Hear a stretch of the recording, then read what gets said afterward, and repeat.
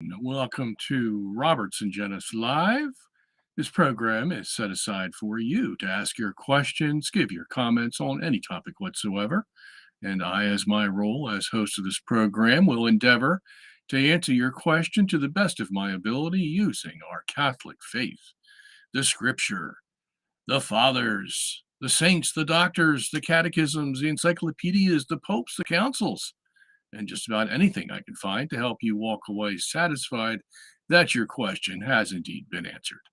We come to you every Wednesday from 3 to 5 p.m., barring any difficulties. And so far, we have had a clear schedule this January. Usually at the top of the program, I will cover a topic that is of some interest to us, my audience. And I do have one today. Also, I have some announcements to make. And as I have been promising, Michael Voris will be here on February 1st. So that would be next week. Next week. Yes. Looking at my calendar. So we finally got him pinned down, and so that's good news, but he won't be able to be here for the whole hour. He will just be here from 4 p.m. to 5 p.m. Eastern Standard Time. And so we'll have to double up our questions and make sure we do everything to complete what we want to get from him during that hour. And you can also, as you do for me, you can write in questions for him as well. I'm going to be asking him a series of questions dealing with his church militant ministry and things of that sort. And so I just wanted to let you know next week we will start at 3 p.m. and I will answer questions off the board till 4 p.m. And then Michael will come on and we'll either ask him questions or he'll just lecture or whatever comes up. Okay, so that's announcement number one. Number two, we are just about to release the How the World Was Made in 6 Days, the first video. We have completed the production, so now we just have to edit, and that won't take too long, maybe a week, and then so by the time this time next week we should have that available for sale. So this is the first one we have done, and it took just a little bit longer because stupid me came in there and made some more edits to the script, and then we couldn't get a hold of our narrator because he was in Europe, and so that stretched it out for 3 more weeks, and so we're way behind schedule. But I'll try not to do that again. They say I'm a perfectionist, so if I see one thing that just is out of line, it bugs me until I change it. So anyway, that kind of personality can be good or it can be bad. At any rate, we should have it to you anytime. All right. Now, most of you, my audience, who know me and what I have been doing the last, 30 years, I'm not like your average apologist, as you probably know. Okay. I cover some of those topics that no man wants to challenge or cover. And that's just, I don't know, that's just the job that God has given me to do. I accept it. Obviously, I'm not out there for popularity, because if I was, I wouldn't be covering these topics. But and you all know what they are. But one topic that is persistently coming up, and that is dealing with the Jews and the covenant, so-called, and things of that nature. So as you know, I had written my commentary, and I was told, and I tried to get an imprimatur for it, And I was told by my bishop, oh, it's such an excellent commentary. It's going to be so valuable for, seminaries and blah, blah, blah. And I was told the same thing by my censor Labrori. But there's just one thing that we have to change. And I knew it was coming. And, you say in there that the old covenant has been revoked. And, um, the Mosaic Covenant has been revoked and all this stuff. And I go, yeah. And that's because it's Catholic truth, Catholic doctrine. But we don't believe that anymore, you see. You see, we believe the Jews have their own covenant still with God, and God's going to save them without, the Catholic Church intervening to give them the gospel, and all this kind of stuff. So they're just wacky liberal. And I don't even know why I attempted to get the imprimatur from them, but things were going good. I had 95% of their, favoritism on my side. And then the covenant issue came up, and it's still up because this thing still hasn't been decided one way or the other, because I haven't responded to them, except to let the bishop know that this issue of the covenant is, we need to settle this first before you start making decisions that we can give you the imprimatur, and if you take out all the stuff about the covenant being revoked. So I thought about it again, and I thought about how they're arriving at this decision and how it's been in the works for, gosh, probably 30 years. And it's all unofficial, by the way. Okay, it's all unofficial. And this is how they sneak these dastardly doctrines into the church, by doing it in unofficial means, but making it look like it's official. Well, because this cardinal said it, that cardinal said it, makes it look like it's Catholic doctrine. It's not. Okay. It's not until the church makes a, unilateral decision. This is Catholic doctrine and you must abide by it. And of course, that hasn't happened with this covenant issue. And if you're not familiar with this, it deals with paragraph 121 of the catechism, the Catholic catechism. Okay, so you're going right to the top. And the reason that is such an issue is because in that paragraph, it says the Old Testament has value and blah, blah, blah, because the Old Covenant has never been revoked. It's like, what? If you've ever seen that, paragraph 121. And it comes out of nowhere. It's like, okay, you're talking about the Old Testament. What does the Old Covenant have to do with that, the Old Testament having value because it's inspired by God and all that? Even without the Old Covenant, the Old Testament, the writings of the Old Testament would be there and they'd be of value. So what does the Old Covenant have to do with it? And so they're making this cause and effect relationship between the permanent value of the Old Testament is contingent upon that the Old Covenant still exists, which is a fallacy, okay? Because the Old Covenant could be invalid, or let's not say invalid, it could be set aside, but that doesn't set aside the Old Testament, all the writings in the Old Testament. So it's a fallacious concept that they're trying to bring, that the existence or value of the Old Testament depends on the Old Covenant. No, it doesn't. Okay. So that's where the problem begins. And then the next problem, of course, and I'm telling you all this again because there's a new development to this. I'm telling you this because, this has all risen to the surface. It needs to be dealt with, and I'm going to push it through as much as I can.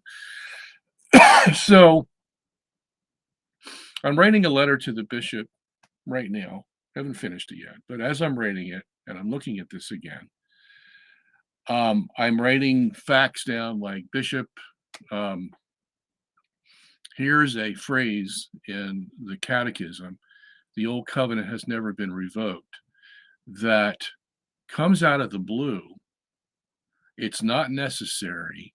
And it's almost like somebody put it in there just to sort of find a place to try to get this newfangled doctrine, circulating among the Catholic community.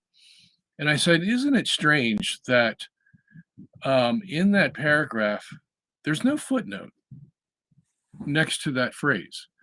Now, this is curious because we all know this old covenant thing is controversial. It's provocative, and it's been so for many years. So if you're going to come out with a statement like the old covenant has never been revoked, you better have some backup to that. Like, okay, so where is this taught in Catholic history, Catholic dogma, saints, fathers? Show us, okay? But they don't. There's no footnote attached to this clause. The old covenant has never been revoked. So you figure if you're going to make a provocative assertion like that, you better have some backup, but there is none. And this is curious because in the catechism, the one that came out in 1994, and then there's another one that came out, a second edition in 1997, which also enters into this new twist and things.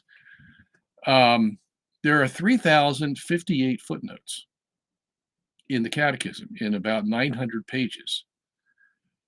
That's a lot of footnotes. And if you go and examine those footnotes, you'll see that they're used to back up what the catechism's teaching. So, it'll quote saints, fathers, other catechisms, the Council of Trent or the Vatican Council II, or whatever it is that it needs to give some authority to what statement it just made in the prose section of the catechism. And it does, I said, it does that 3,000 plus times. So it's curious now because you're asking the question to yourself, if they're making this provocative statement that the old covenant has never been revoked, then let's have the backup. But there is no backup. Okay. So that's the first problem. The second problem, of course, is the phrase old covenant itself. Okay, so we know it's old, so it's not the new. Okay. But the old covenant had, the old means it came before the new, which means it could have been any one of 6 covenants. Abrahamic, Mosaic, Davidic, Ezra had a covenant. Mosaic had 2 covenants, as a matter of fact, the Horeb covenant. Abraham had 2 covenants. Okay, so you add those all. Okay, so which one is it? What old covenant are you talking about? And it doesn't tell us. Now, the next thing is the phrase old covenant is used 32 times in the Catholic Catechism, 1994. In not one of those instances is the phrase old covenant ever defined or explained as to what it is. It's almost as if the author, whoever the author was of the catechism, and this is another thing, we're never told who the author of the catechism is. Okay. All we have is that Joseph Ratzinger gave his imprimatur to the catechism in the opening pages, but we're not told who's writing all this stuff. So I'm going to refer to him as the author, whoever that may be. The author is almost, it seems as if he is depending on the education of his reader to know what the old covenant is. Okay. And so in the 900 pages of the catechism, he never tells us what it is. He just says the old covenant, did this, did that, but never tells us. Okay. So we're all scratching our head. And I'm not the only one who's been scratching his head for the last, 30 some odd years when this first came out. And it hasn't been solved yet. Okay. And then I was doing some more research, and I went to the 1997 Catholic Catechism, the second edition. Now, they had to make another edition 3 years later because they had so many problems with the first edition. Yeah, there were a lot of errors. And so that lets you know right up front that this is not an infallible book. Okay. John Paul II did not give the imprimatur and say that everything in here is, you know, correct and no improvement is needed. That didn't happen. Okay. So you go to the 1997 edition of the Catechism, and it has the same number of paragraphs, same number of pages. Like paragraph 121 says the same thing in the 1997 edition as it does in the 1994 edition, which is the old covenant has never been revoked. But then there's a glossary in the 1997 edition. And guess what? Yeah, guess what? They have an entry, and I didn't see this before, but they have an entry for the Old Covenant in the glossary. They have an entry for covenant and Old Covenant, which is curious because you'd figure you'd be covering everything with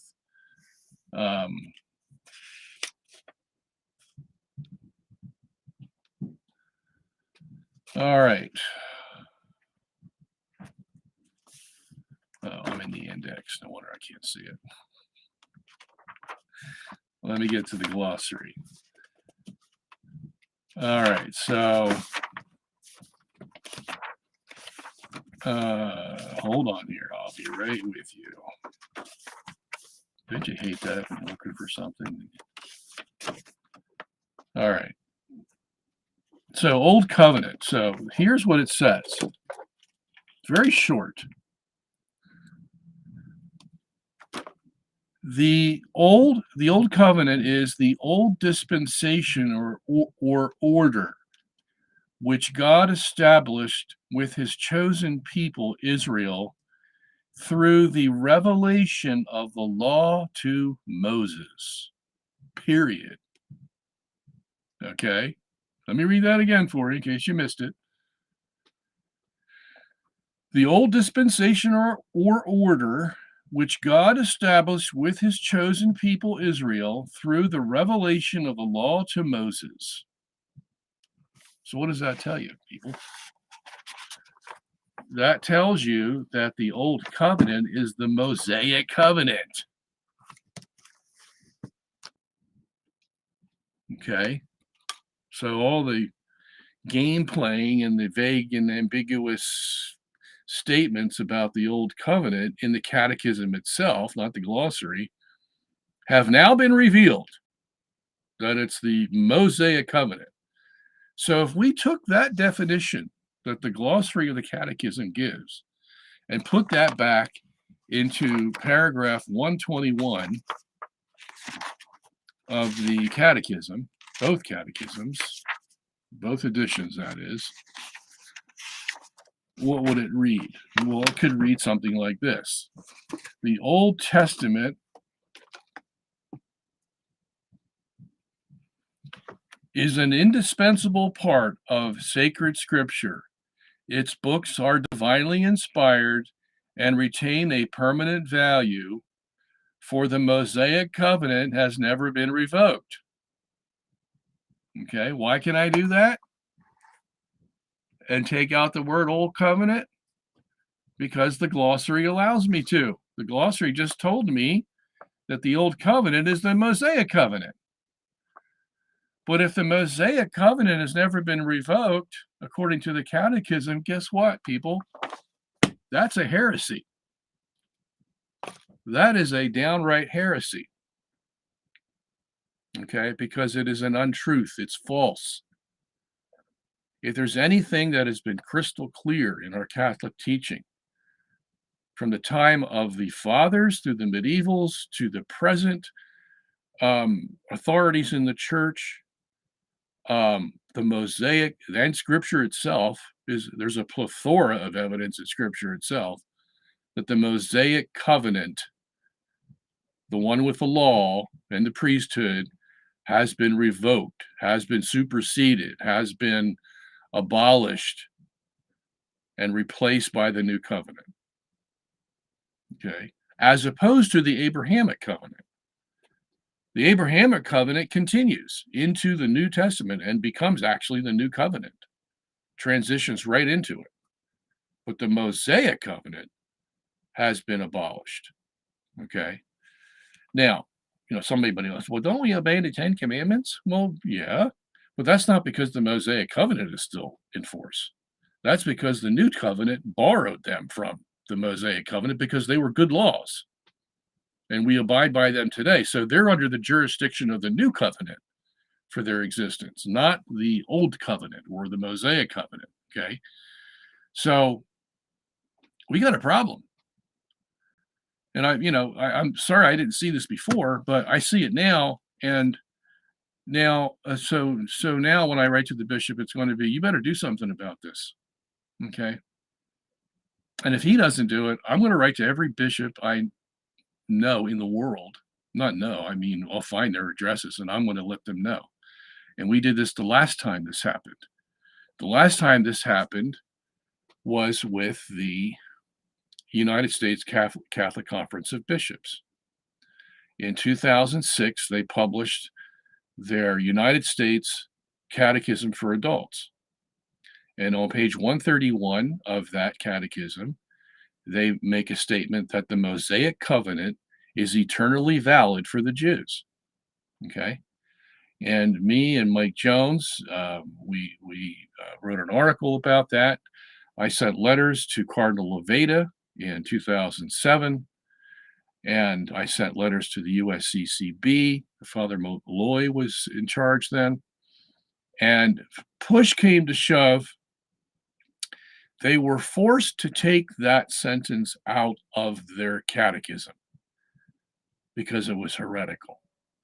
And that came by way of a vote in 2008, August 2008, of all the bishops in the United States, who voted 231 to 14 to take that sentence out. Okay, so we won a great victory there. And you got the same problem, however, with the Universal Catechism. Because if the Glossary says the Old Covenant is the Mosaic Covenant, well, the Universal Catechism is making the same error that the USCCB Adult Catechism did. And they were forced to take out that sentence.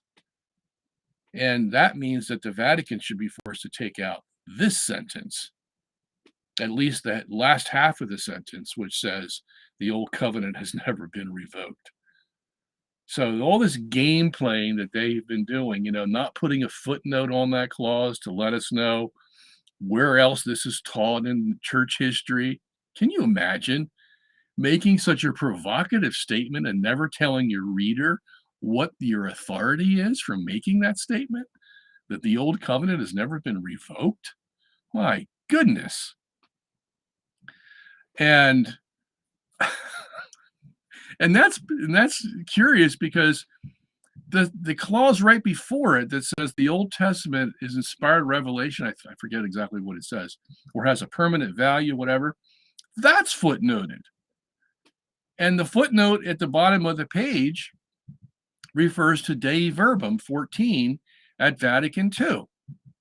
So I went to read Dei Verbum Vatican II, and it gives a good outline of what the Old Testament is, so the reader doesn't struggle. What really is the Old Testament? Okay, so the Catechism did its job there, but then it comes up with a more provocative phrase, the Old Covenant has never been revoked, and gives us no footnote as to what it is and what authority are you using to say this? Okay. And then we find there's 32 references to the Old Covenant in the Catechism, and never once is it defined, just the same as it is in paragraph 121, no definition, no explanation, just comes out of the blue. And then in the second edition of the Catechism, we find a glossary that says the Old Covenant is the Mosaic Covenant. Oh, wow. Well, now we got the tiger by the tail. Okay. Now here's another little twist to this thing. If you look in the beginning pages of the 1997 Catechism, you will see this little fact. And now all the pieces fit together. This is what you might call the copyright page. And it says here, Glossary and Index Analyticus, copyright 2000 by the United States Catholic Conference, Incorporated. All rights reserved. In other words, the author of the Catechism, whoever he was or whoever they were, did not write the glossary of this 1997 edition. That was done by the USCCB. The very people I just mentioned who were forced to take out a sentence from their catechism of 2006 that said the Mosaic Covenant was eternally valid for the Jewish people. Okay? So now we see that these same rascals at the USCCB wrote the glossary for the Universal Catechism of 1997 and admitted that the Old Covenant was the Mosaic Covenant. Okay? So the right hand doesn't know what the left hand is doing, perhaps. Okay? And here's another connection. When the USCCB was forced by their own vote, 231 to 14, to take out the sentence from their catechism that said the Mosaic Covenant is eternally valid for the Jews, they had to submit that to the Vatican. And the Vatican, still under Cardinal Levada, pretty conservative cardinal at that point, as opposed to what we have there now, or who we have there now, wrote back what is required of the Vatican, which is to approve of that taking out of the erroneous sentence. And that's called a recognitio.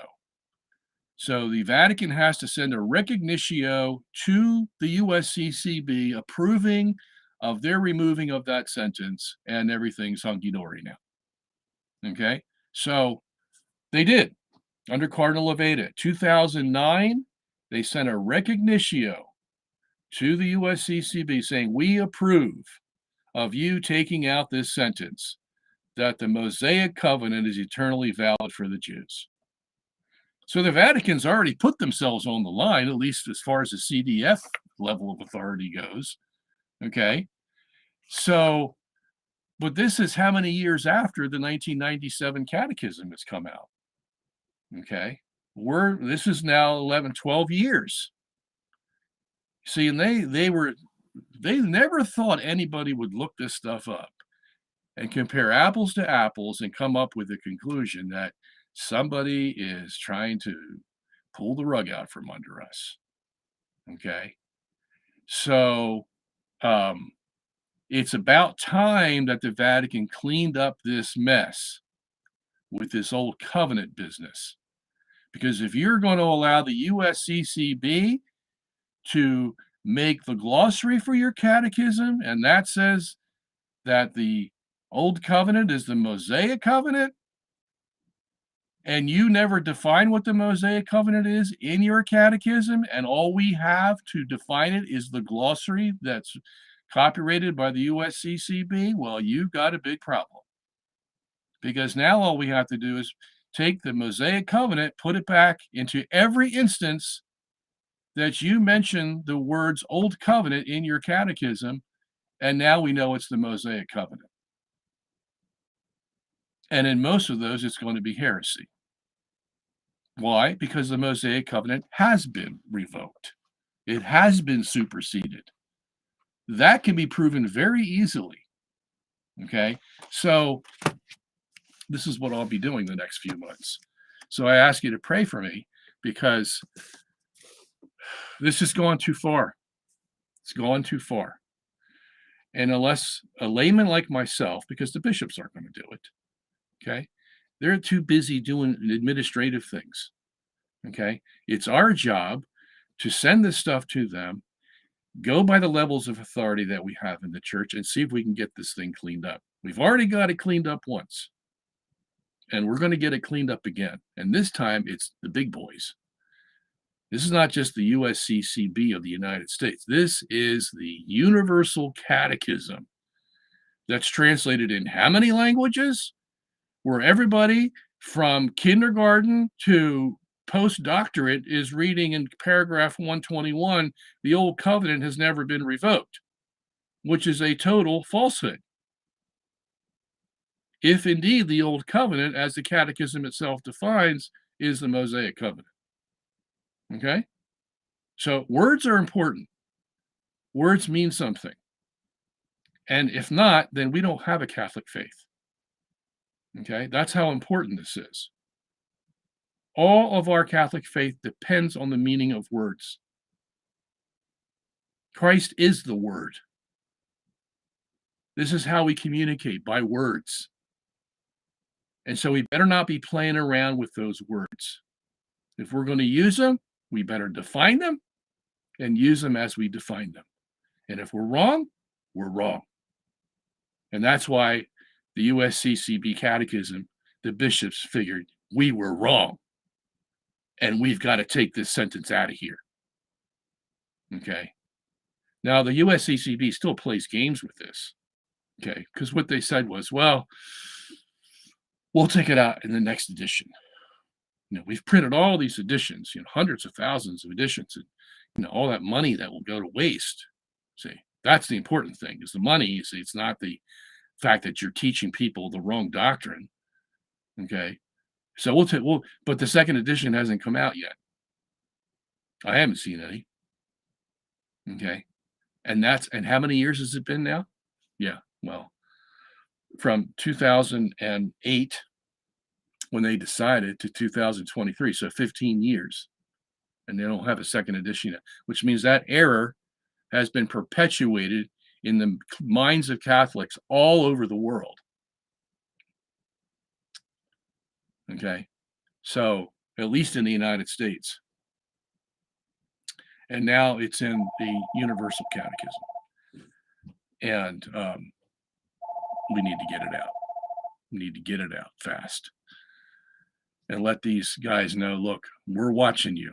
You're our leaders. You have authority, but we're watching you.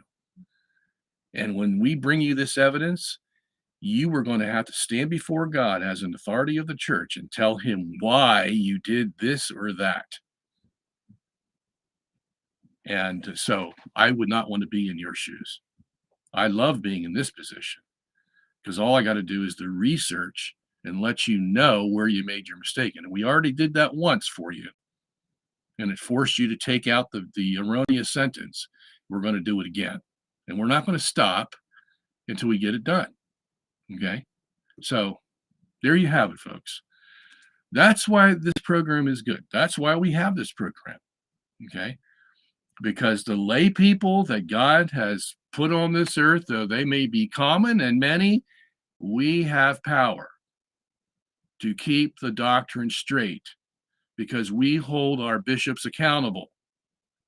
Okay? Just because you wear a red hat or carry the staff and walk up and down the church aisles doesn't mean you're special. You're just like everybody else. You've been put in this position by God to be an authority to keep the church faithful. And if you don't do that, you're going to answer for it. So, all right. There's my little sermon for today. Let's get to the board here and see what is on people's minds. All right. Question. What would be the point for God to ask rhetorically if Abraham knew him as Yahweh, since it's obvious that neither Moses nor Israel or the Israelis knew this name? Well, we answered this last week, Peter. I guess you weren't here. We covered Exodus 6, verse 3, and we covered Genesis, 15:21, which is probably the passage you're referring to. And what did I tell you, if you remember? Okay, so here's what I said. The passage in Exodus 6, verse 3, appears to say, without knowing the Hebrew, okay, that they did not know me by my name, Yahweh. Okay. But as I explained in Hebrew, you can't tell whether the sentence is indicative or interrogative because there's no question marks there. Okay. They had no periods and no question marks, not like English today. As a matter of fact, Spanish has two question marks, one at the beginning and one at the end of the sentence. So you know it's a question. But that wasn't the case in Hebrew. You can only tell by the context. And the context demands that it's an interrogative, not an indicative.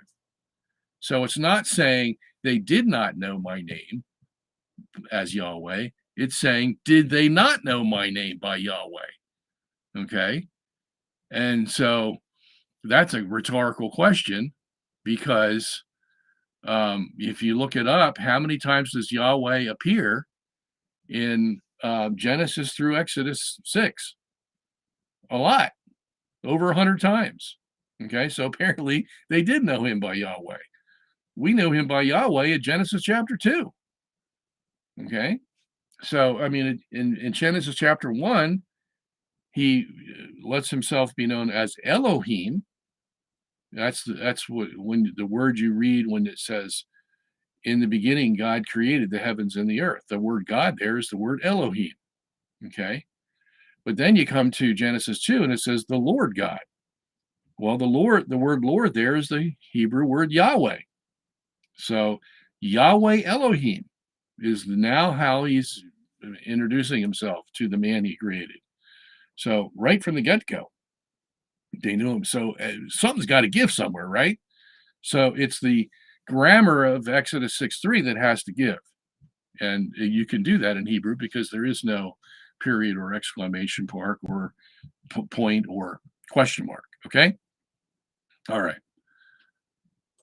Question from Antonio. Does geocentrism exclude absolutely the existence of aliens?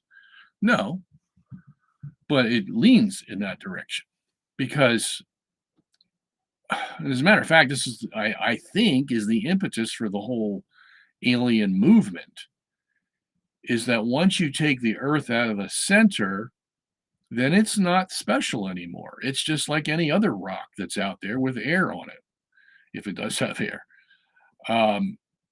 Let's just keep it as a rock. It's just like any other rock that's out there. No difference. Okay. So it's not special anymore. And so you get the idea, well, if the Earth is not special, not in a special place, and it's out there in the outskirts of the universe, and it has life on it, well, what's to stop other rocks out there near or far from it to have life? I mean, that's a logical question. It's a logical answer to anyone who believes in evolution. You know, I understand where they're coming from. Because if you believe in evolution, you believe in the Big Bang, you believe in multi-universes, all this stuff, well, naturally you're going to think there's life on other worlds out there. Okay. So the two, it's like adding 2 and 2 to get 4. Okay. So when you get to the geocentric view and the Earth is special, well, there really is no reason for there to be life elsewhere because this is it. This is God's crown. This is the place he sent his son, and it's in the center of the universe. And those stars out there, hey, you know what? They're useful just like trees are useful. You know, all those stars out there as they go around the earth keep everything stable. That's what you get when you get a geocentric universe. You get a very stable universe. It rotates once a day, and that controls gravity and inertial forces and climate and all kinds of things. So you need the stars out there. You see, you need a lot of them to make this little Earth here in the center stable. Okay, so they serve a purpose. We understand that. And the purpose is not to seek life out there because the life is here. We can't even get this life straight, much less how many more, incidences of evil are we going to have, the more life we have out there. I mean, even on this earth, God said, after the gosh, man is made and Adam lives for what, 850 years or 950 years. And then you get the ages of all these patriarchs, and prior to the flood, they're all living 700, 800, 900 years. Okay. And wow, things are good in that sense, even though there's sin in the world. And then they get so bad that God has to wipe out the whole world with the flood, and they start over again. And Noah just happens to live 950 because he's of the old generation. But then you look at Shem and all the followers that come down the genealogy from Shem, and by the time of Abraham, you're down to 175 from 950 with Noah. So, what I'm trying to paint is a picture here where even though there's life on this earth and we're special, it ain't great because God already had to destroy it once because everybody except for 8 people out of millions of people were evil and destroyed it. And then the ages were God didn't allow man to live very long. And then you get to the Psalms and it says, I will limit man's age to 70, and if by strength 80. So it's even further down than when it was with Abraham. Okay. So what I'm trying to say here is that, yes, we have life here, but it ain't great. Men are so evil that they're living 1/10 of the time that they used to live when God first made them because he can't stand them. You see, because they're so evil. And then he has his chosen people, Israel. And they're evil from the time they're in Egypt, he says. Then they go through the desert and they're evil. And they're so evil that all the people that came out of Egypt aren't going to go into the promised land, except for 2. Okay? And then you get Saul and David and Solomon. Solomon ended up in apostasy. Then you get the 10 northern tribes, and they have their kings, and there's not one king out of 20 that's good, that has a good epitaph. And then you have the southern tribes, Judah and Benjamin, and you got maybe half of them that are considered to have a good epitaph. And out of those, you have 3 basically that were good, real good. Okay, so it's like you have life here, but it stinks. Okay, so why would you want life out there anywhere else?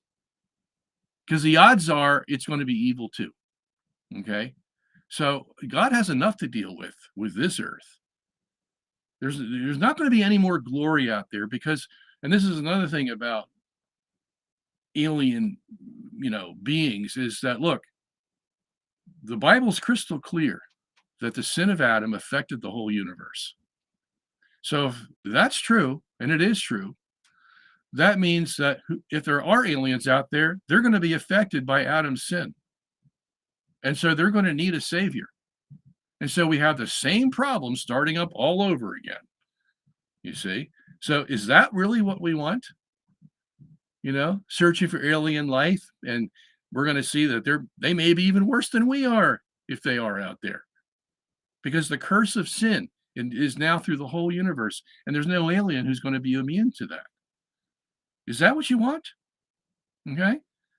So I think this whole alien thing is just a cry to get away from our problem somehow and see if, somebody else can tell us what to do, or see if they have the same problems, because misery loves company, all that kind of stuff. Okay. It's an escapism is what it is. We're not dealing with reality. Reality is we got problems right here and now on Mother Earth, and we need to fix them, or else the whole thing's going to go kaput. Okay, that's where we should be spending our time and energy. So there you go. Long answer to a short question. Okay. Here's another question. Is the detection of positrons by AMS evidence of dark matter? No, because positrons reflect light. That's why we can see them in a bubble chamber. Okay. Positron is just an electron that's positively charged. Okay. We can see them in a bubble chamber. You can't see dark matter. If they could see dark matter in a bubble chamber, then it wouldn't be dark matter, would it? Yeah. See, that's the whole thing. Is dark matter does not reflect light. It somehow it only creates gravity because it has mass, but it doesn't reflect light. So what the heck is it? Well, it's nothing but the imagination of the guy who needs to have something to support the Big Bang. Okay. Because if you're going to have this expanding universe, you're going to need a lot of energy. And so that's why they have dark energy, and that's why they have dark matter. That's the sort of like the backup to the dark energy. In addition to the fact that the galaxies just don't obey Newton's laws of motion or Einstein's laws of motion. Okay, so you're going to need something, or you're going to have to revamp Newton and revamp Einstein, and that they don't want to do. So the best thing to do is to create dark matter and say that's going to be the cure-all for why these galaxies aren't spinning as slow as we say they should under Newton's and Einstein's laws. Okay, so we're going to be there for a while until there's going to be so much evidence that it's going to fall like a house of cards, and everybody's going to say, "Oh, why didn't we see this before?" You know, and all that stuff. And this is the history of man. Okay, so get ready for it. All right. Question: how do you manage to find the time to do both theology and cosmology, which are both very comprehensive? I don't know, Holiness of the Bride. I couldn't tell you. See, I don't go that far into my personal life. I just do what I have to do and make the time to do it. That's all I can say is I work pretty hard.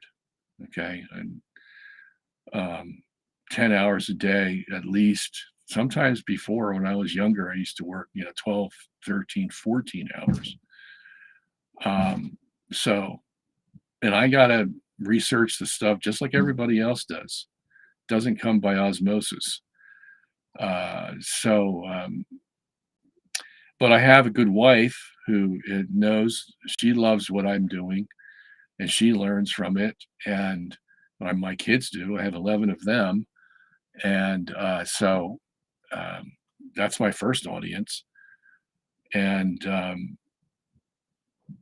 so, when something's important, you find the time for it. Now, that means I don't have any sailboats to go out to or, ride my bike somewhere. Or I used to run on the track. That's about, the most that I would do. I don't take vacations except maybe once a year with my wife. So we can enjoy that. But I just don't have. I have just taken all extracurricular activities out of my life so that I can focus on what I do here. So other than that, I can't tell you. It just everything that I have in my life right now affords me the time to do what I do. So. All right. Remy says, can you explain the whole Pope and Vatican thing? I'm new to Catholicism, and some people are saying it's corrupted.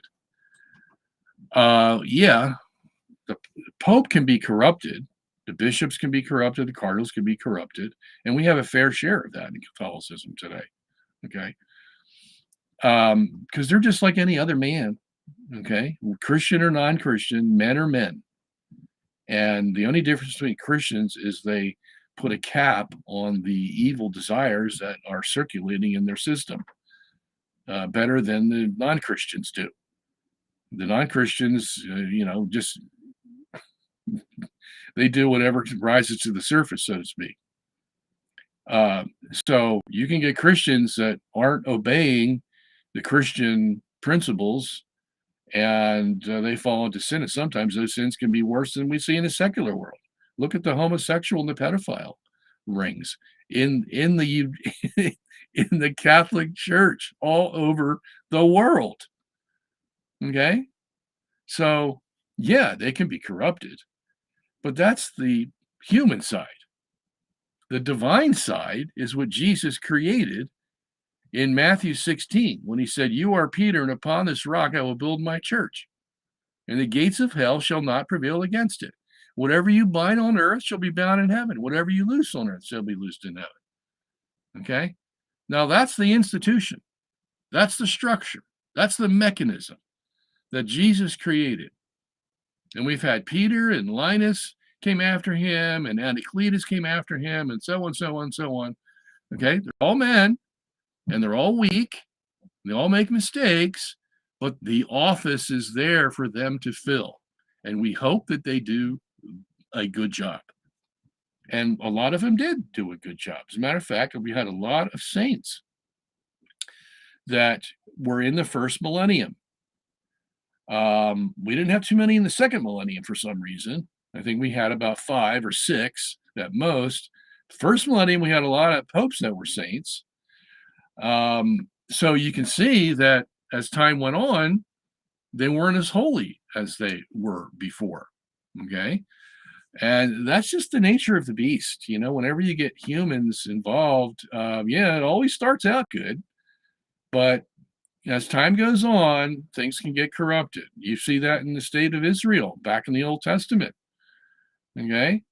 They were good for a few years, and they were bad, and then they were good, and then they were bad. It just went on and on and on. So that's what we have to expect. So you have this sort of divine institution filled by fallible men, except when the Pope claims to be infallible, which is not very often. Okay. And fallible men in the sense of the morality, too. So that combination of the divine and the human, you never know what you're going to get. Okay. So anyway, this is what God has to go through in order to bring us to the end, where he's going to take over and make us like himself, some kind of divine nature like himself, so that we don't have to go through this problem anymore. And we're looking forward to that day, of course. Okay.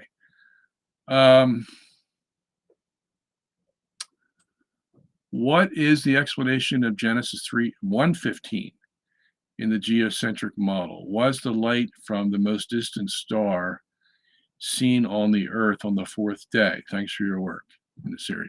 The answer would be yes. And we really have the only answer to why this can occur.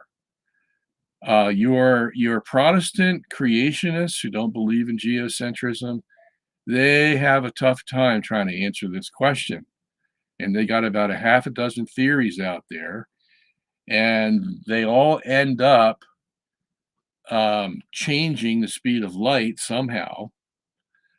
The speed of light, at least the terrestrial speed of light, is 186,000 miles per second, or 300,000 kilometers per second.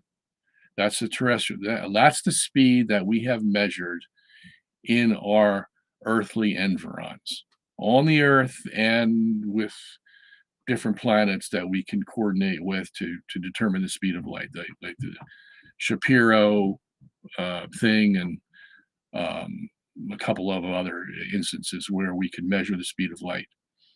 So, but here's the thing. In the geocentric model, you have the universe rotating around a fixed Earth. Okay. Now we know that things that rotate, okay, let's say you're on a merry-go-round, a carousel, and you're on one, you're standing near the center of the carousel as it's going around. Now you do feel a force on you that is trying to push you to the outside, okay, outward. And if you were to get on the very edge of that carousel, you'd feel that force a lot more um, than you would if you were in the middle of the carousel. Okay. That's called a centrifugal force. And let's just take that force alone and make it simple. What we know is that if, according to our best physics at this time, which would be the general relativity, not the Einstein model so much as the general principle of relativity as defined by the forces that it incorporates. Okay. We know that the greater the centrifugal force, or the greater the inertial forces, we could say, the faster the speed of light is going to be. Okay. So, if that's the case, let's take a star that's, I don't know, 1 billion miles from the Earth. And that star, because it's in the universe that's rotating around a fixed Earth, is going to rotate with the universe. Once a day, it's going to go around the Earth because the Earth is fixed. But in that inertial environment, okay, it has a very high centrifugal force, just like you would have if you were on the edge of a rotating merry-go-round, as opposed to being in the middle of that merry-go-round, where the centrifugal force would be less. Okay. So if you have a star that's 1 billion miles away, and it's rotating around the Earth, it's rotating faster than the star that's 500 million miles away from the Earth. Okay. And it's going to have greater centrifugal force or greater inertial forces, because there are two other inertial forces, the Coriolis and the Euler, that are involved. But I'm not going to get into that right now. I'm just going to limit it to the centrifugal force. We know by our best physics that the speed of light is going to increase proportionate to the strength of the gravitational and inertial forces in the particular frame of reference that it's going. Okay, that's what the physics tells us. So if that's the case, that means the farther the celestial object, namely the star, is from Earth, the faster the speed of light from that star is going to be. Or at least it's going to start out faster with a star that's 1 billion miles away than a star that's 500 million miles away. And it's going to be decelerating from the time it leaves that celestial object, the star, until it arrives on Earth, until it now reaches the speed of 186,000 miles per second. Okay. Out there where the star is, it's way faster than 186,000 miles per second because of the inertial gravitational environment that it's traveling in. Okay. So that's what we know from the physics. And you know what? The Big Bang people know this too. Okay. And they use it. Let me tell you how. If you have a Big Bang and in a Big Bang, things are exploding outward, aren't they? Okay. Well, at what speed are they exploding outward? Because you're going to come to a point where you're going to have them exploding outward, right? And this side is not going to know what this side's doing. Why? Because the light that travels and the gravity that travels between them, it takes too long. So this side could be doing something that this side doesn't know about, and so you're going to get an imbalance. Okay, and you don't want that with a Big Bang model because you need homogeneity. You need isotropy. You need everything to be sort of equal. Okay, because if one side starts getting haywire and the other side's not paying attention, yeah, you're going to have an imbalance. You can't have that because that's going to give a special location. You don't want a special location in the Big Bang. That's the whole reason for the Big Bang, is to avoid a special location. And the special location is what? In the geocentric system. Yeah, the Earth in the center of the universe, fixed, not moving. Okay, you don't want that if you're a Big Banger. But how are you going to compensate for this problem, where the right hand can't communicate with the left hand in the Big Bang? Well, here's what you do. You switch to general relativity. And you say that the explosion is going to occur all at once, and it can do so by the equations of general relativity that allow it to do so. Okay? And that means you can have the explosion spread out by 10 to the 26 meters in 10 to the minus 35 seconds. Now, you have no concept of what that means. It's just a bunch of numbers to you. But let me tell you, basically, that's 99% of the universe. Okay? And then it just expands a little bit out after that. But you got this big, what they call inflation, that really makes the universe in 10 to the minus 35 seconds. So it's like instantaneous, and then it just expands out a little bit after that. Okay, so they use the same physics to try to prop up the Big Bang model because they have a problem. It's called the horizon problem. We can't see past the horizon because the speed of light's too slow. So how do we fix that? Well, we just increase the speed of light and gravity. Presto. It's all fixed. Okay, so anyway, let me go on. Question, Dr. Sungenis, what do you think of a new interview with Pope Francis where he stated that homosexual acts should not be punished by civil authorities? Well, Pope Francis is just, with all due respect that he's the Pope, he doesn't know what he's doing. Okay, this poor man, he has shown us his affinity for homosexuality from the day he got in office. And then that infamous plane ride where he says, who am I to judge? Until now, he hasn't changed. Okay. Now, either he is partial to homosexual activity in his own person, or he's just got a weak spot for these people. And to say that homosexuals can now be members of the church and that the bishops should cater to LGBTQ is just beyond the pale. It's beyond the pale. Okay. So we've got problems. The previous question talked about corruption of the church. Baby, this is corruption. Okay. I'm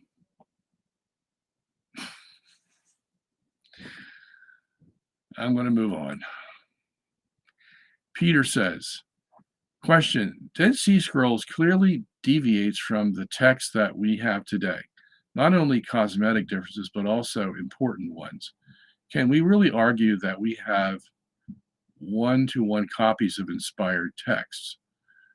Well, to a certain extent, we can. They certainly aren't perfect. Okay. Now, the Dead Sea Scrolls are going to deviate just as much as the majority text deviate from Codex Vaticanus and Sinaiticus. Okay. It's not like a great leap that the Dead Sea Scrolls have a greater percentage of deviation from other Greek manuscripts that we have. Okay. You're still going to get the same percentage. Why? Well, because you have humans that are making the copies and they make mistakes. And we know exactly where those mistakes are, and we know why they made those mistakes.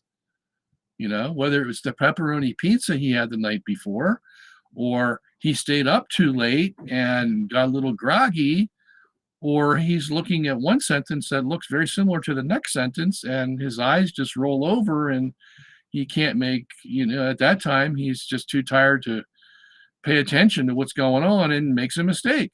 Okay. So we know where the mistakes come from in copy. It's one of the most tedious jobs that a human can do is copy accurately from a written text set before him. Okay. Even the best monks who tried to give the best effort still made mistakes.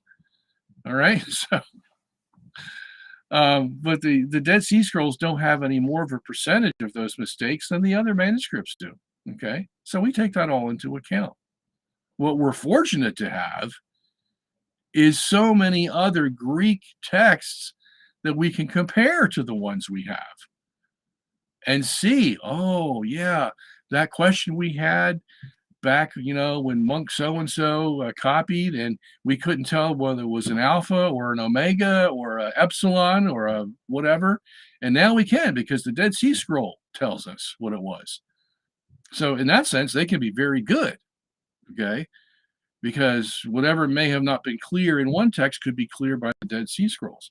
And then we have the opposite problem. We have fragments in the Dead Sea Scrolls, because they, as well as they preserve them, they still, will crumble in your fingers.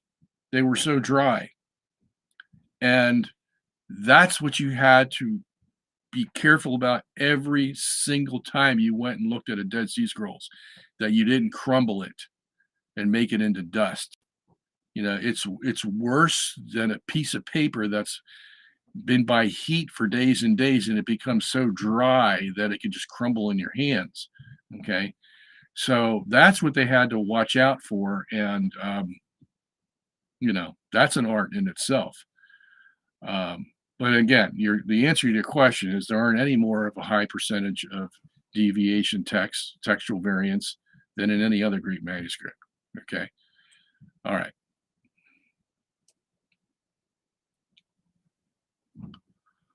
So you see, and I knew this would be the question that you would follow up with.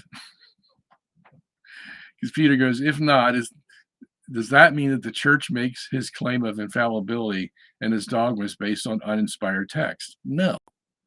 Okay.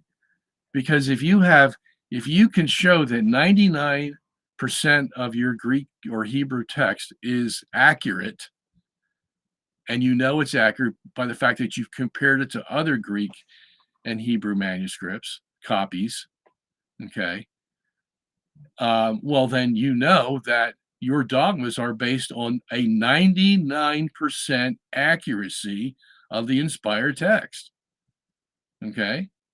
And the 1% you don't know about, most of those Greek texts don't have anything to do with doctrine at all, okay? So God in his wisdom allowed it all to happen naturally, and we can safely say that our dogmas are based on the 99% accuracy of the Greek and Hebrew text that we have.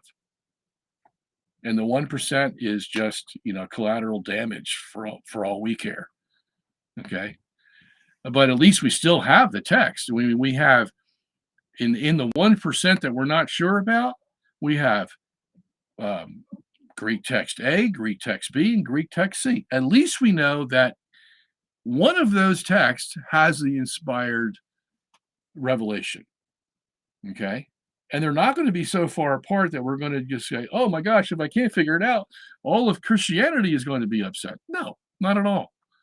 Because of all that 1%, not hardly any of it deals with dogmatic issues. It just deals with history or, what day it was in the week or something like that, something very trivial. So that doesn't bother us at all. Okay. All right. Question. Did you know that James White has some of the same problems with Aquinas as you do?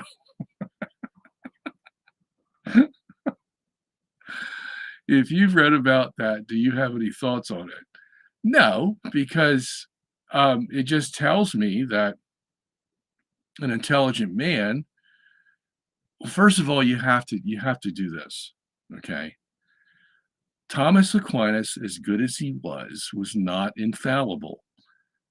Okay, he was not a perfect man. He, if you're going to rely on Aristotle as your basis, as your foundation, okay, you're bound to make some mistakes, okay, because Aristotle was a pagan. And as much as you want to put Christianity in there, he still was the opposite of the Platonic, and they still haven't figured that out yet. How you balance out Plato and Aristotle, okay? And they never will, basically. So if you put yourself on one side of the fence and then you look at life from that one side, well, you may be right 75% of the time, or 80 or 90, who knows? But there's going to be some where you didn't hit it right. Okay. Now, on the other side of that issue, there's a lot of Aquinas that would disagree with James White. Okay. And,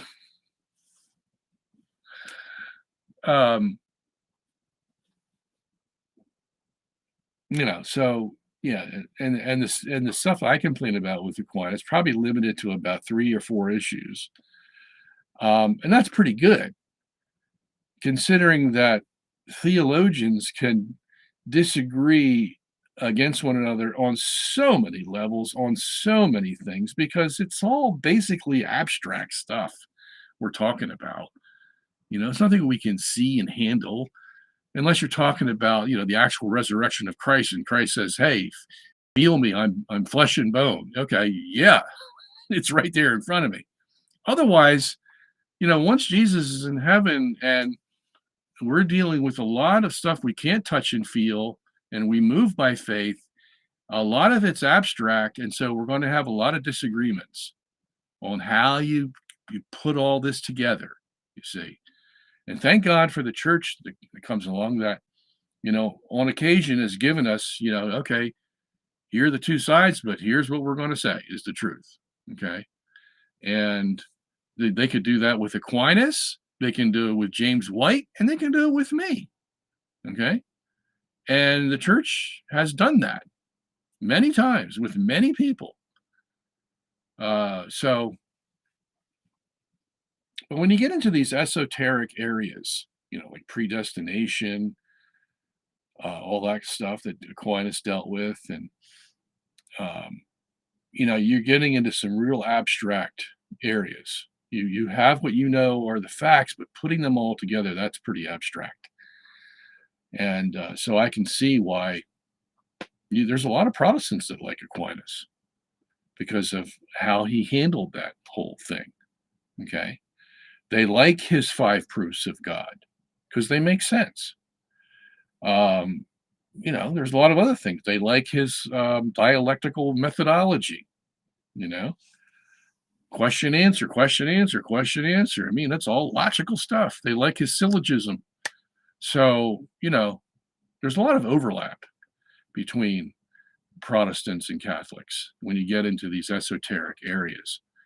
When you get into the doctrinal areas, like justification or things of that sort, the priesthood, the Eucharist, all that. Yeah, well, that's where the divergence come, but that's where the church has laid down the law. See, the church hasn't come along and say, yeah, well, you have to believe in Aquinas and you can't believe in, what's his name?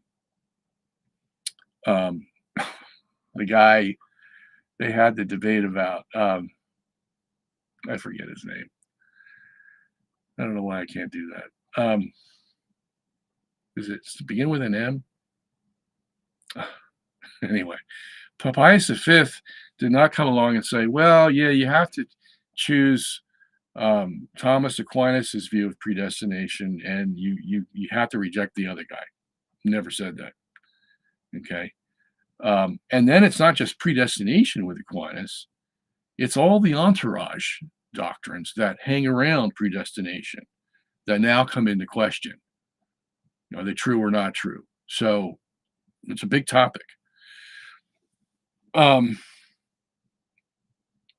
on the issues of, whether the Eucharist holds the body of Christ or not, that may get pretty esoteric, but you can make it a black and white issue, which the church did. It's either yes or no.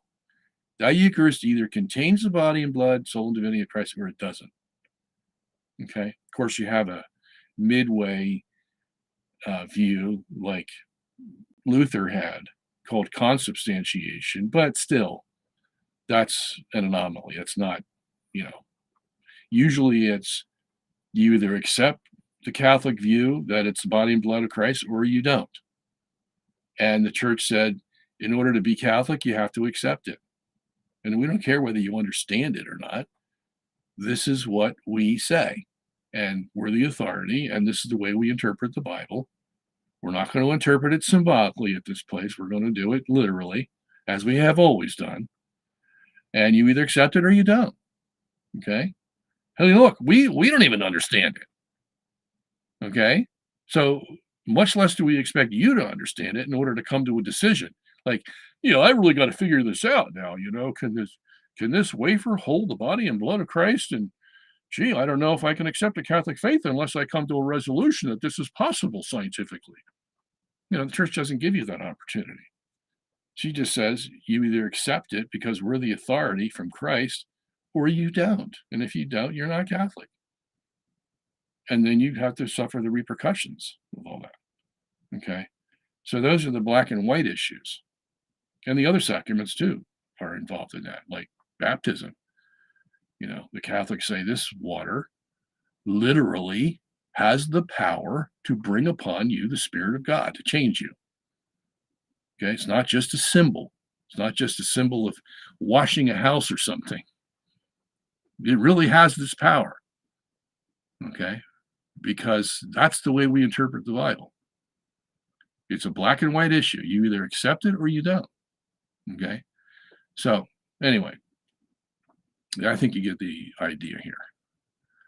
All right, question. Atheists say your God is weak. He can't stop blasphemers from spreading their sins around the world. If he really hates their lifestyle, they say this to try to disprove God's existence. Yeah.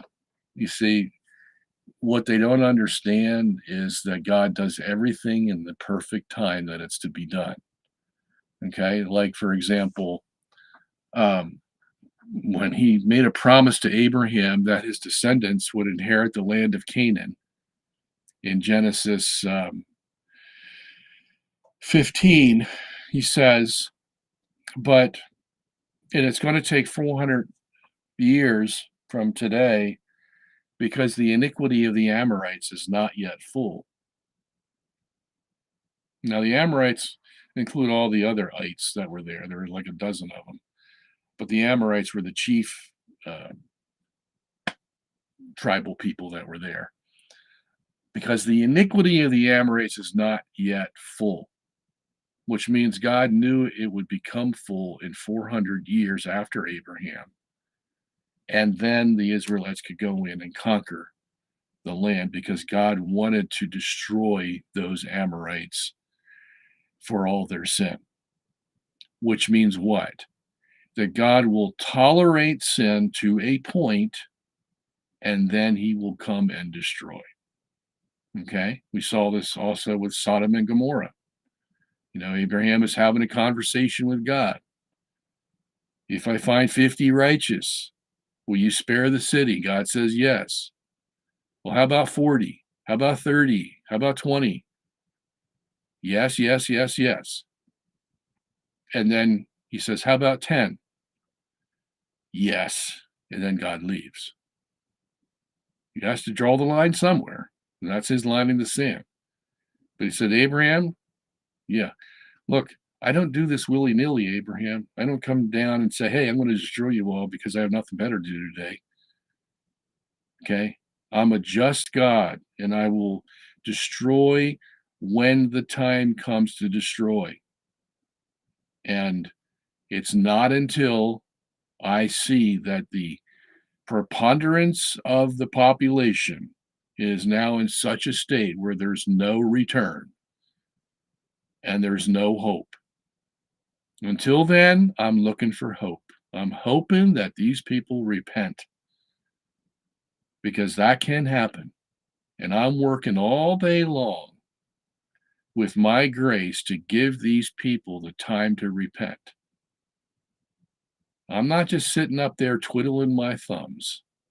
I'm watching every individual and I'm trying my best in respect of his free will to give him the information he needs, the spirit he needs to do the right thing 24/7. Okay. And when that is rejected to a point where I have determined that there's no hope, this will never turn around, that's when I come and destroy. Okay. Now we know that's been God's plan and pattern ever since he created the world. Okay. We see it, Sodom and Abraham and Israel, everywhere God does that. I mean, with even Israel in the height of their apostasy, there's a passage, Hosea 11, where God is just beside himself with grief and consternation at the continual sins of Ephraim and says, please, please come back. I could destroy you right now, but I want you to come back. So I'm going to turn to you one more time. And you can just see him there pleading in this state of, oh, what more can I do to move you? And of course, they did their thing and God had to destroy them. But even up to the very end, now he didn't do that with Sodom and Gomorrah because they weren't his people. But with Israel, right at the end, please, please stop me from having to destroy you. Please come back because I'm a just God and I have to destroy you if you're not going to obey. But you see the kind of God he is. He waits as long as he possibly can before he lowers the boom. That's a personal God. That's not just somebody who says, I don't like them today, and flicks the switch and they're gone. Okay? So that's how we would answer that question. All right, next one. Question. Did Luther ever regret any of his doctrines?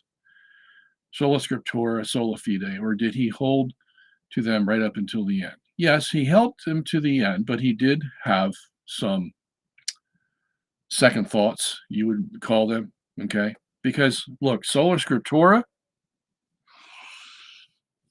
it's an ideal image to say that someone can sit down and read the Bible and interpret it correctly and come to the right idea that God had meant from the beginning. And that the next guy is going to do the same thing. He's going to come to the truth because the Word of God, as Luther said, is perspicuous. It's clearly understood. Yeah, in some places it's perspicuous.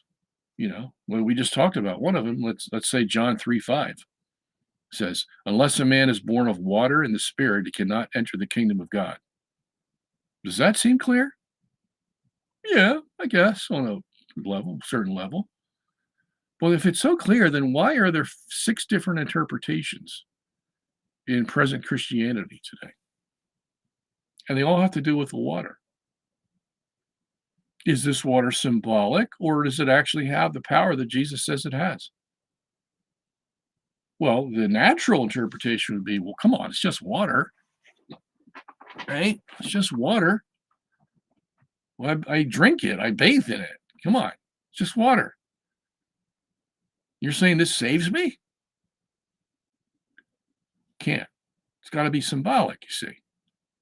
So what you thought was clear to you is not so clear, is it?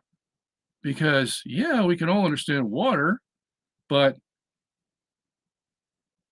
what is this doing here? and you're going to get 4 different interpretations about what that water is. Some people think it's the amniotic fluid in the mother's womb. You're swimming around in that when you're a baby, so you're born once that way, and then when you come out, you take on the Spirit of God and you become saved. Well, that makes sense. Yeah, but it's totally wrong. Okay? So what you thought was easy to understand isn't on one level, yeah, but not so on another level. When now you have to make church doctrine. Okay? So this is the natural result of putting the Bible into the hands of the layman and saying, here, go interpret it. And meet me back here in a year or so. Let me know what you come up with. Then I'll do the same thing. You're going to have 2 different religions from those 2 different people. Why? Because the interpretation of the text is going to take some guidance, divine guidance. Okay, that's why Jesus said to Peter, whatever you bind on earth shall be bound in heaven. Well, who's the operative here? Okay. Well, on the one hand, it's Peter because he's binding, but heaven's not going to bind anything Peter says that's false because heaven is true. There's no lies in heaven. So if heaven is going to put its stamp of approval on what Peter said, then Peter better be saying what's true. And how's he going to do that? Well, the only way he can do that is what Jesus said. I will send the Spirit to you, and he will lead you into all truth. There you go. So if that happened, and it did happen, then whatever the church formulated as doctrine had to be under the guidance of the Holy Spirit. And he's not going to give them any error. Okay? Because heaven has to put its stamp of approval on it. And heaven's not going to put a stamp of approval on a lie. Okay? So that's how we know the Catholic Church is true. It can't work any other way. Okay? So there you have it, especially with Scripture. So Luther, at the end, realizes all the confusion that his sola scriptura has caused and regrets it from that standpoint. In his heyday, when he had authority and popularity, it was one thing, well, Dr. Martin Luther said this, and everybody would say, oh, wow, okay. And then he got older, and he was being replaced by other people coming along, Philip Melanchthon, who disagreed with Luther in many different ways. And then you had all kinds of people coming along. And by the time they come to the Formula of Concord in 1630 or so, things have changed from the time of Luther. Because why? Because they all interpret things differently. Okay. So that's continual problem. And he solved that in his own day. He saw that. You can imagine what happened after he died. Well, we only need to look at history to find out. And it's not a pretty picture. All right. So let's go to the next question. If all the matter with the ether rotates daily around the earth, where does the inertial forces come from? Since we know from experiments you need to have matter moving against the ether.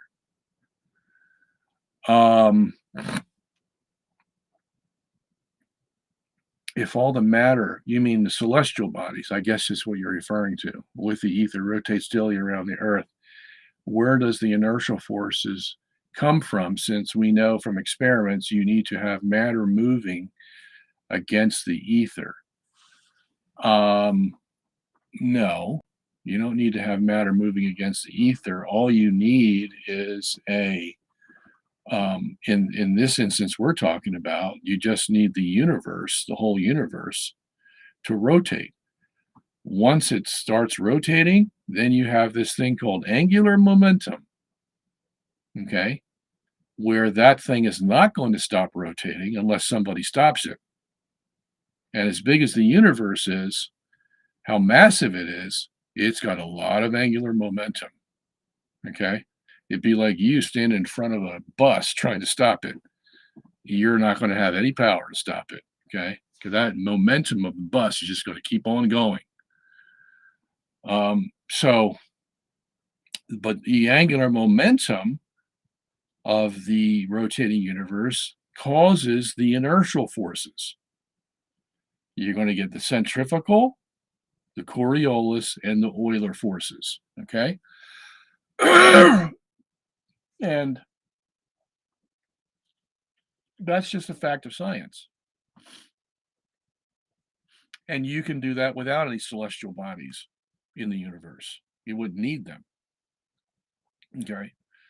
All those celestial bodies are going to do is create gravity. Okay. But gravity are not inertial forces. Inertial forces act similar to gravity, but they're not gravity. Okay. So you can take all the celestial bodies out and have a rotating universe, and it's going to create those inertial forces I just mentioned. Okay. So that's where it comes from. Okay. And so now you can put ether in there. Now you're going to have to put something in there because nothing cannot exist. In other words, the space we have out there in outer space cannot be nothing. It has to be a something. Why is that? Because metaphysically, you can't have nothing existing. Because nothing by definition means there's nothing there. Okay? And if that were the case, then you wouldn't have a universe. Because if nothing cannot exist, then you're not going to have this big, wide open space universe. If anything, you'll have a little particle. That's it. Okay? So what we understand as nothing, the outer space, is a something, although it's so discrete that we can't see it with our senses or hear it or feel it or whatever. But that doesn't mean anything. We can hardly, sense a lot of things that happen in this world. So not to sense what the something is of outer space is no big deal either. But it has to be something, and that would be, some people call it the ether, okay, which is a historical name for it. Even the Greeks understood that you can't have nothing. You have to have something between two celestial objects or in the universe itself. Okay. So yes, the ether would be rotating. The substance of the universe would be rotating. It's like, think of it like a bowling ball, you put the bowling ball on the table and spin it. That's what the universe is like. Okay. It's one big ball just rotating. Okay. Now it's a little different in the sense that we can move through the ball. Okay. But I don't want to explain that here, but that's what it's like. That's the analogy you would use. Okay. So, and when you spin that ball, you're going to have the inertial forces created, centrifugal, Coriolis, and Euler, and they're going to relate to each other in various ways. Now, just one more thing. It just so happens, and we've proved this by science, and we can put it into an equation, that the centrifugal force is X, and that moves you outward, but the Coriolis force is 2x, which means it has twice the magnitude of the centrifugal force. And it's an inward curved force. So it's going to retard the force of the centrifugal to bring you outward, and it's going to bring you inward. Okay, and that's what happens in the universe. All those stars you see out there, the reason they can stay in the same place every night, you see Orion, the hunter, going around the earth every day, and you see the same stars in the same place. You know why? Because the centrifugal force of the universe is counterbalanced by the Coriolis force, and it keeps those stars right in those very places. Okay, with or without ether, doesn't make any difference. I mean, there is ether there, but that's not going to affect anything. It's the inertial forces that are going to affect it. And this is all modern science. Okay. They even use this same equation to figure out what the wind patterns are at the National Weather Service when they want to find out what the wind patterns are in the jet stream or on the land or the direction hurricanes are moving or whatever. They use the same equation that I just used for a rotating object. Okay. So it's not like, we're grabbing out of thin air on this thing. All right, excuse me.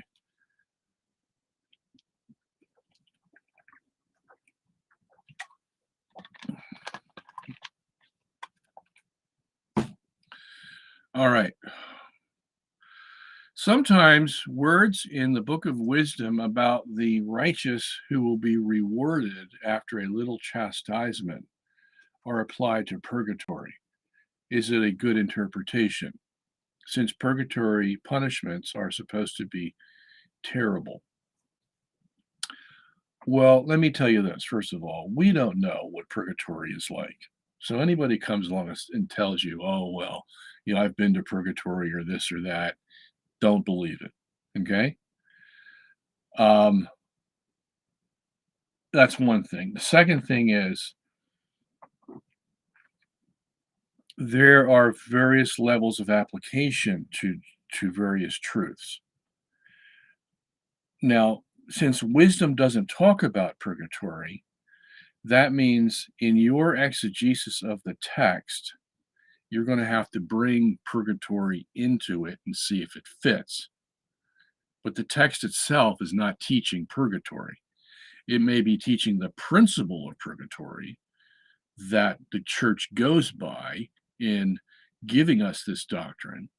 Okay, that is, punishment that is deserved will have to be done at some point in time. It's either going to be on this earth or it's going to be in purgatory, but it has to be done. Okay, so, and then the fact that Revelation 22:11 says nothing impure shall enter therein. So that means you have to be pure to enter heaven. And that's what purgatory is supposed to do, help you to become pure. All the dross is taken out. Okay. So the principle of that is plain and evident. So if you see something like that in wisdom, the first historical interpretation that you would put on that is that righteous people on earth don't arrive at the righteous position or the righteous life by osmosis, okay, by just wishing it. Yeah, they're going to have to go through some punishments to really understand that what they did was wrong and let's not do it again. You see, that's the natural way that people learn. And the safest way to live is to be righteous if you want to avoid pain and suffering. Okay. Now, that doesn't mean you're not going to have any pain and suffering because sometimes they come without you doing things that are wrong. That's the misery of this world. Okay. If I didn't have any pain or suffering because I was good, man, I'd have a big incentive to be good, wouldn't I? But I get pain and suffering even when I do good. As a matter of fact, I get more pain and suffering when I do good than when I do bad. That's the kind of world we live in. So,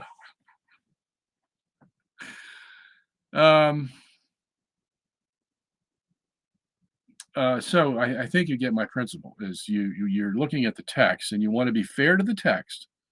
So the text is giving you a very practical truth that the righteous learn to be righteous because they are punished when they're evil.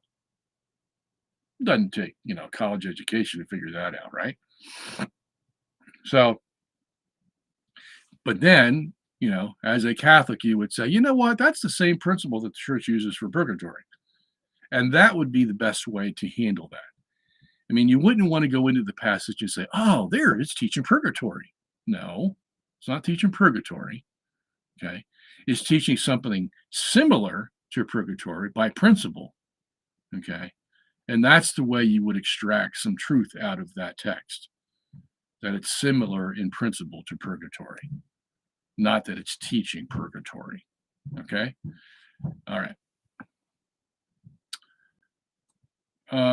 Can you recommend a good college level physics book that has not gone through the Copernican principle filter? No, there are none. So, John, you figure out that we're on the cusp of a revolution. Okay, we're in the infancy of the anti-Copernican principle. So you're not going to find any physics books out there that are anti-Copernican. So that means we got a lot of work to do, doesn't it? So that's why you're here, John. So you go take some physics, get a degree in physics, and go make us an anti-Copernican physics book, since you mentioned it. All right, David says, thanks for digging into the Old Covenant issue and for taking the heat. This is vital. It sure is, David. Sure is. Because, see, this is, you let them go on this, they're just going to think they can walk through their little fantasy land and do anything they want. And that's how we've gotten to this homosexual pedophile scandal, as bad as it is. Because, look, the laity need to get involved. Not they have any authority over their bishop, but they need to let that bishop know they're watching. They're watching. All right, John says, can you please explain infallibility? There are so many people saying so many things about it. Which church persons groups are in fact infallible? Well, the problem is, John, the church herself hasn't made it clear. Okay, and that's why you get so many people with so many ideas. Even the 4 criteria that Pius IX gave for papal infallibility, there are loopholes in them. Okay, they're very general statements that they need more definition. Okay, so because of that, you're going to get people thinking that some things are infallible and other people saying no. Okay.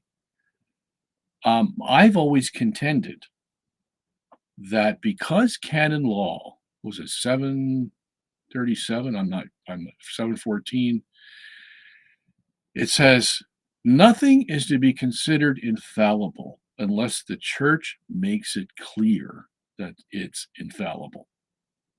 Okay, I forget how that sentence actually goes. I could get up and get my canon law book, but I don't feel like it right now.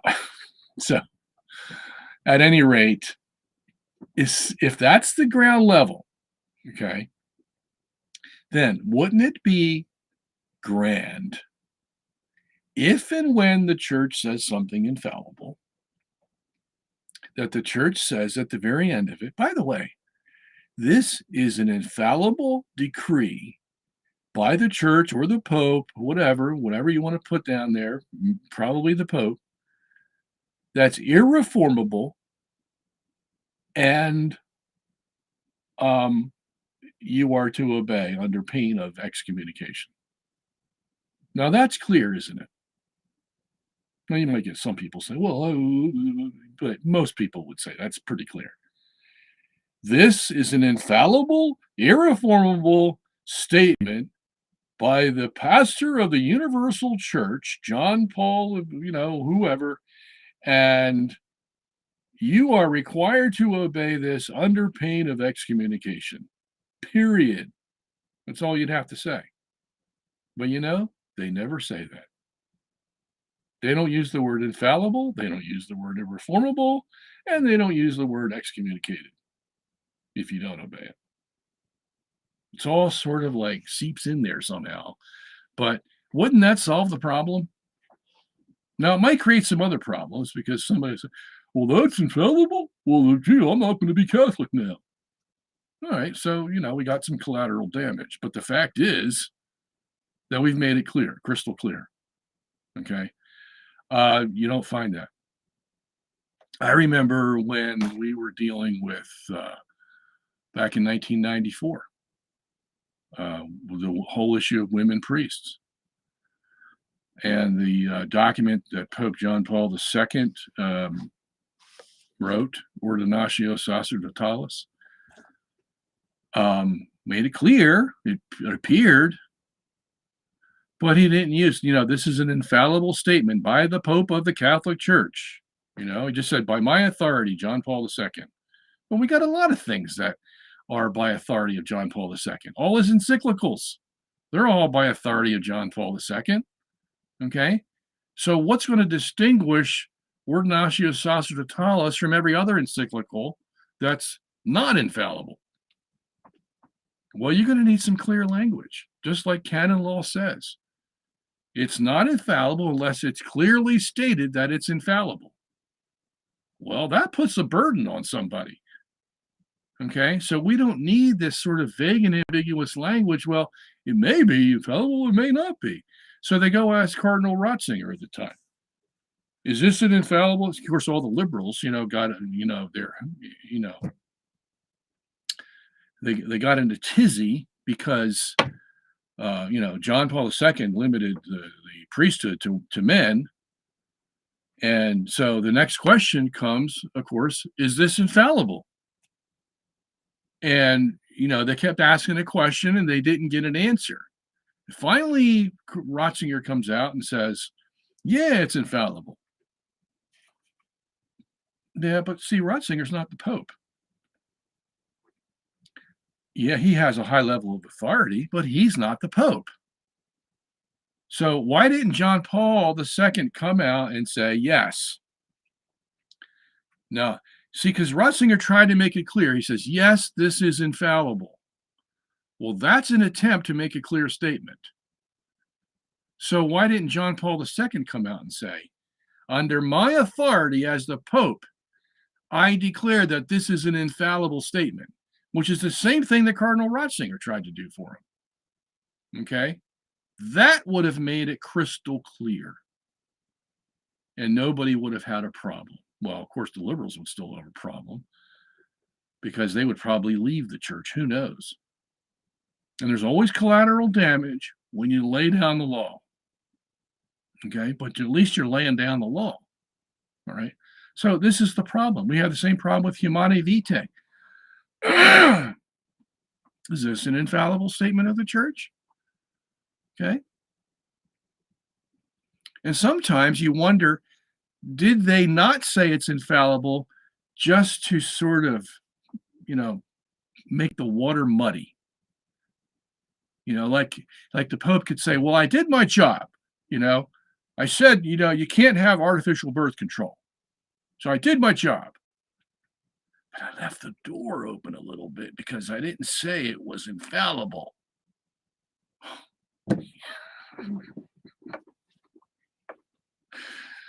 Is that the way it works? My goodness. Do we have to play games?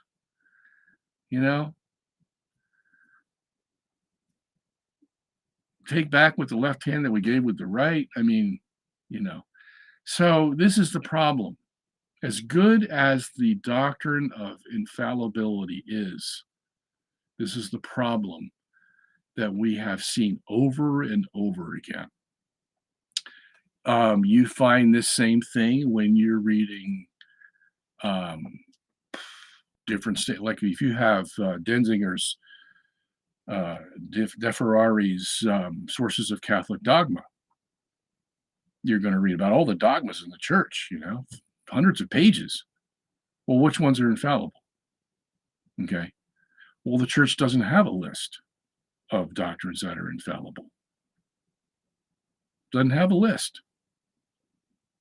So that's why you have some more liberal Catholics saying, well, the only two times the Pope has made an infallible statement are, 1870 with the doctrine of infallibility and the Assumption of Mary in 1950.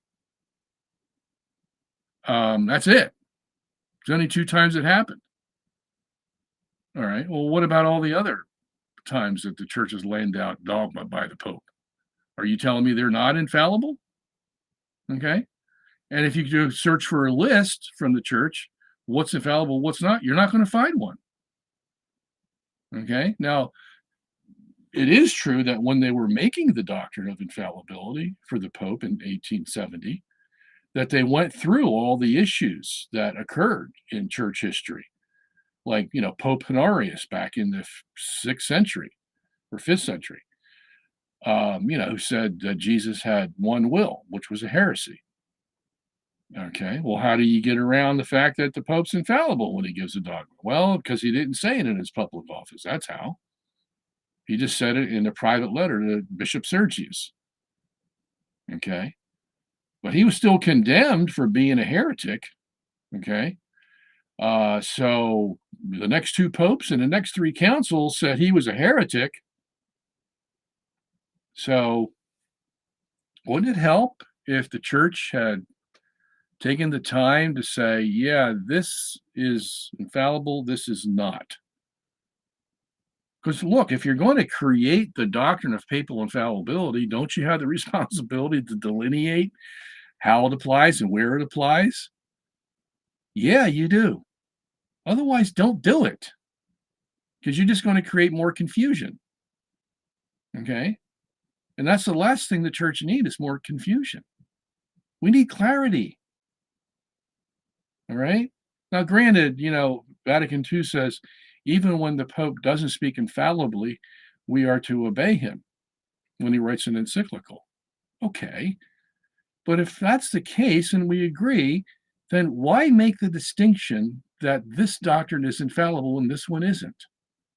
Doesn't that dilute the whole infallibility issue? If it all boils down to just, hey, look, you're supposed to obey the Pope anyway. Okay, all right, I can understand that. Well, then why this distinction? And a distinction that causes confusion. And a confusion that could be readily remedied if you follow what canon law says, and if something's infallible, we'll make it clear that it's infallible. Okay? So there's so much the church could do to help alleviate. But look, we got a lot of enemies in the church. A lot of liberal enemies. 90% of the church is liberal, and they would fight this tooth and nail to try to get the church to be more definitive about what's infallible and what's not infallible. They don't like it the way it is to begin with. They don't like the guys that were fighting papal infallibility against Pius IX were the liberals of the church. They don't like it. They want to be able to point their finger at the Pope and say, you got this wrong, you got this wrong. Okay, but if the Pope's infallible, then you can't be pointing your finger except to this, yourself. Okay, so they don't like it, and so it's going to be a real struggle. You're going to have some real strong Pope that's not a liberal to begin with, like Pope Francis is, and say, look, it's about time we put the hammer down on this and cleared it up for the rest of the church. We've been living like this for how many years now? Okay, so let's get this over with. Anyway, that's my take on it.